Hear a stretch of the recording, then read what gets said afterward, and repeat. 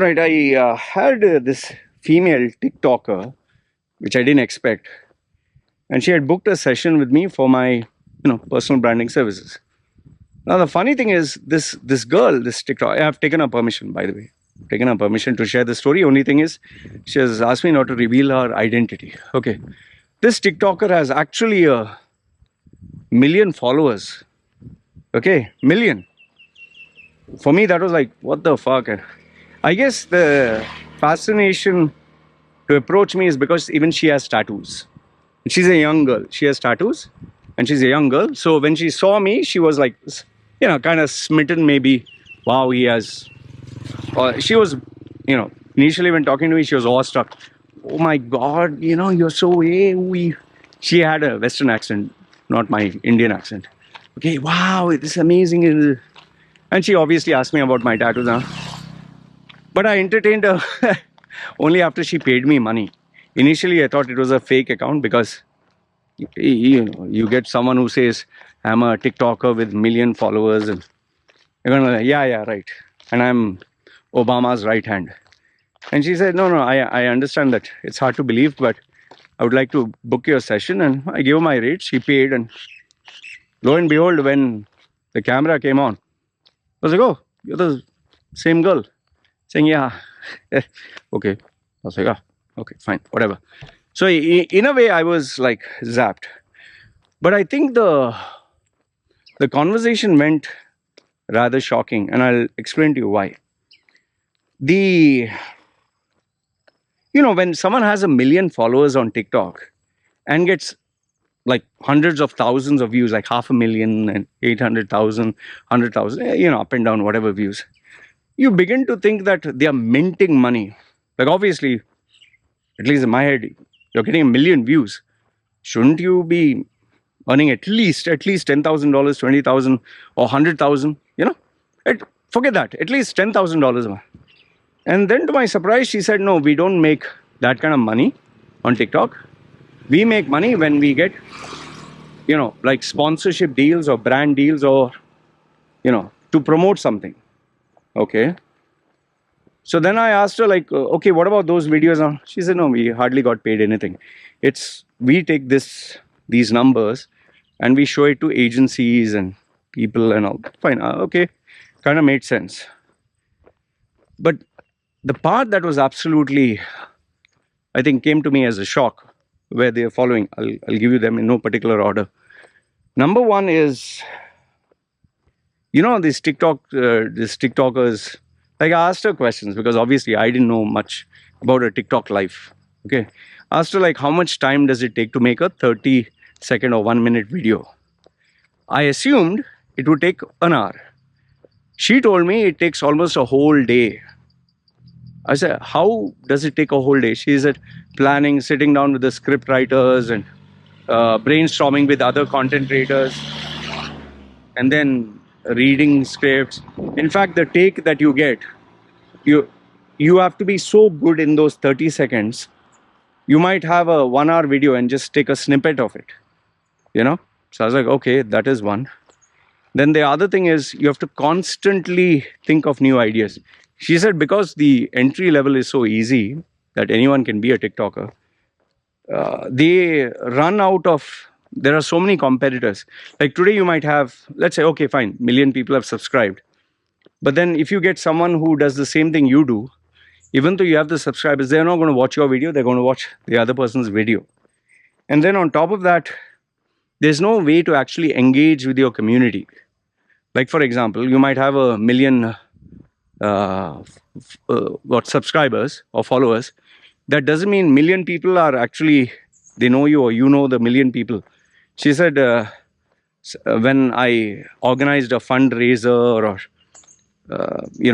financial this thing, okay, you can buy my t-shirts and caps and all that. She said it didn't sell. She said I had to scrap all of that off. Saying I ended up having stock, she had pre-purchased shirts and all that, hoodies, and she tried to do all that. It didn't work out. It was a major flop and loss. Then the other thing was, okay, obviously the stalkers and the people who give hate comments and all that, that's very normal. I asked her, why don't you study? I asked her, why don't you study and get some, something to fall back on? She just put forward an argument which, to be honest, I found it very hard to, I didn't know how to explain to her. She told me, Loy, there are people with an MBA that earn less than what I earn. While there are girls, bimbos, she was very open about, there are bimbos who just wear a bikini or tend to show their tits or their ass or whatever. They earn much more money. So can you justify to me why would someone spend their life studying when you can earn more money right now and through that invest in other opportunities? It was a very hard thing to tell her. See, because I would be telling her in the future, then obviously I knew for a fact she would give me the counter argument. How do you know the future? You know? So how do you answer the question if a girl who wears minimal clothing gets more followers and more money than someone who is completely dressed with an MBA? So what I told her was, it took me a few seconds of thinking. So I told her, then, where do you draw the line? I said, there are girls who are ready to give a raffle to have sex with them. There are girls who go into the sex industry and make money through OnlyFans. OnlyFans, there are some ladies who make more money than you, more lucrative deals. So what stops you from going there? Then that is why she said, oh, each one has a different threshold, value system. I said, exactly.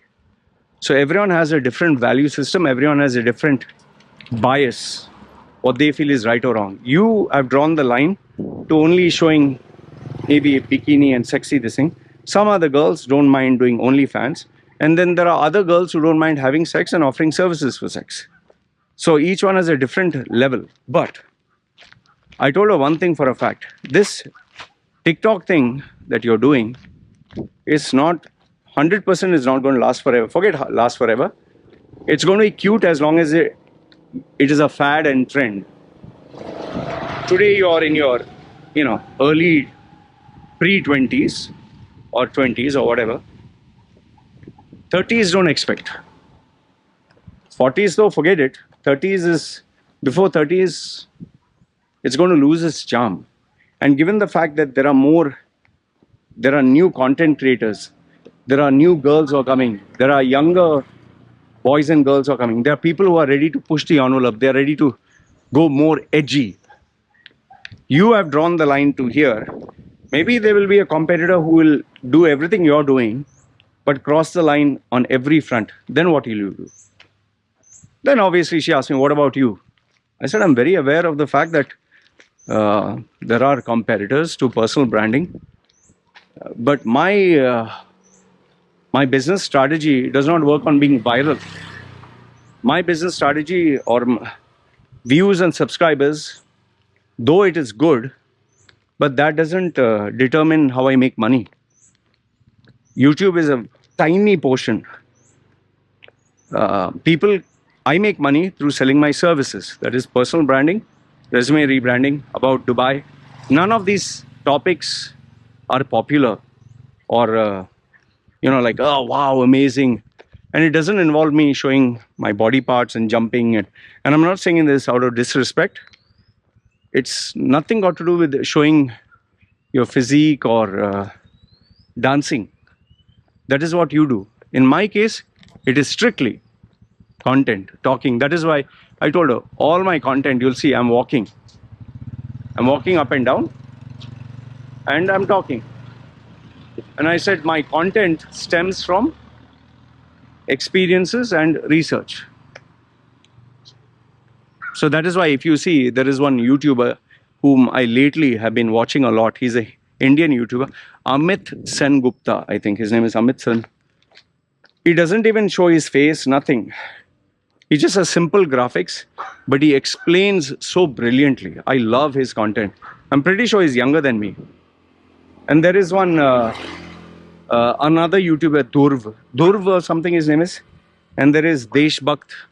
These are Indian YouTubers who I really like for their perspective and their content, you know.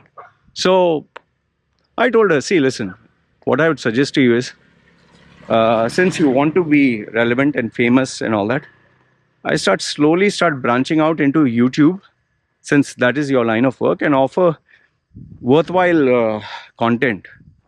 And I did tell her, see, you must study. Today you're earning good money, study.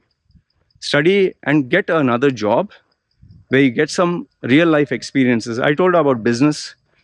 It's a double-edged sword. Maybe you'll make money, but the chances that you lose money is quite high. And lastly, I told her, see, listen, you are aware of the fact this is not going to last forever. So don't panic, but at the same time, be aware of the fact that when you better save as much money as you can and start exiting before the views start declining, you know. What else can you do? See, she has age on her side. She can do it now. By the time you're 40 and 50 like me, I mean, to reinvent yourself is a nightmare. So yeah, but it was quite a remarkable experience talking to a TikToker with million missing whatever. Only thing she told me, please keep it confidential, and she paid me extra money for that also. Didn't mind, good. But yeah, her content it's not my type, not at all my type. But yeah, before I conclude, I'll tell you, the part that really got to me was the question: if today you can make more money dressed up like a bimbo, wearing a bikini showing your butt and your boobs, you make more money per month than a person who has struggled like 4 or 5 years doing their MBA. How can you convince the younger generation to study? And just imagine, each TikToker is influencing the other. They have communities, means network of TikTokers, all who support and encourage each other. So parents also can't do anything, no? This is where social media becomes dangerous. Anyway, all right, this is what I wanted to share with you guys. Let me know your thoughts in the comments below, good, bad, ugly. Okay, love to hear from you. You guys take care. It's me signing off. Ciao.